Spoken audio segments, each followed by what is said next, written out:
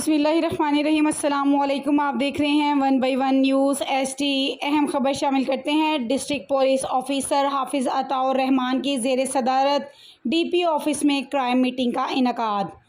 तफसीलात के मुताबिक मीटिंग में एसडीपीओज़ और एसएचओज़ की शिरकत। डीपीओज़ ने पुलिस कारकर्दगी का जायज़ा लिया और कारकर्दगी को मज़ीद बेहतर बनाने के अहकाम जारी किए।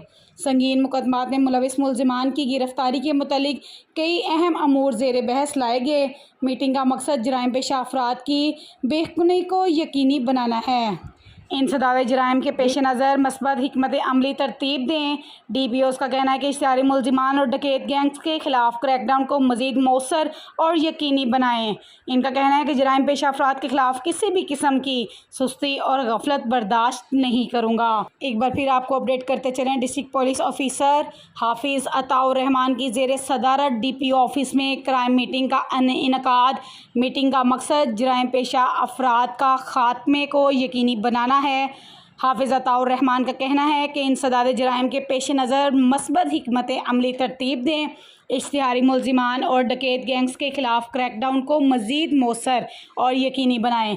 जराइम पेशा अफराद के खिलाफ किसी भी किस्म की सुस्ती और गफलत बर्दाश्त नहीं करूँगा।